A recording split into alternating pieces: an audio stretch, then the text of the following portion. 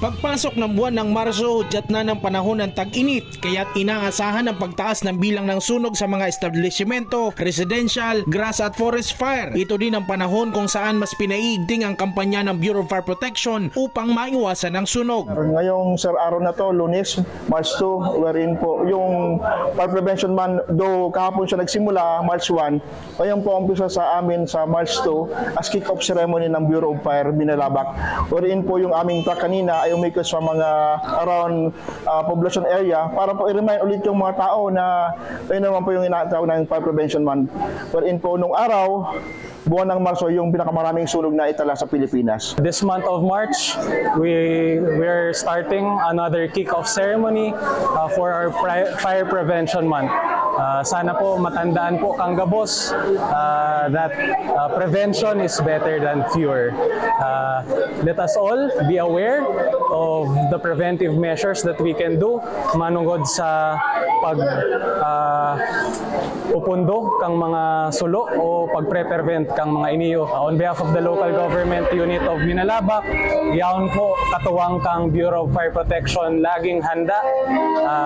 Hindi ka nag-iisa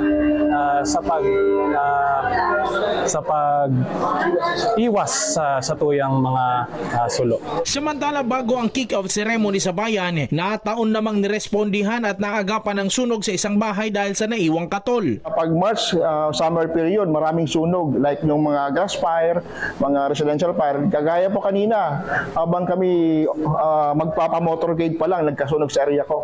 Wherein po isang bahay doon sa Matarok, Zone 1, ang part ng kanyang bayan na sunog. Pero dahil naman po sa maagap na responde ng Bureau of Fire saka yung mga residente sa Mataorok, madali pong naagapan yung sunog doon sa kanilang lugar. Nagsimula po yung sunog doon sa katol na iniwal po nila mosquito coil.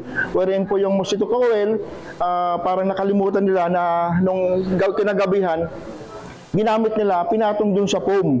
Wherein po, kinaumagahan, yung foam, umaga na umalis sila, yung foam, nagliyab na. Ayon kay OIC Fire Marshal Aven, awareness campaign at lingguhang barangay visit ang tuloy-tuloy nilang ginagawa para maiwasan ng mga katulad na insidente. Pinaabot rin nila ang kanilang pasasalamat sa mga katuwang na volunteers sa pag-apula sa sunog. Ang grupo namin, mostly kami sa communication. Talaga kami sa communication. Hindi lang ngayon lang na Fire Prevention Month, sa lahat ng mga activities na volunteer na ginagamit ang communication.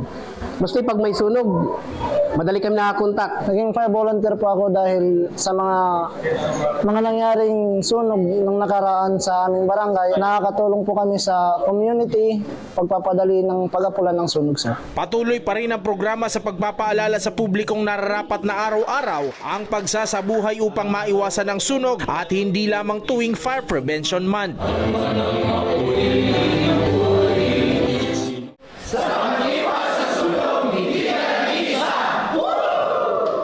Jan Amador, CSN.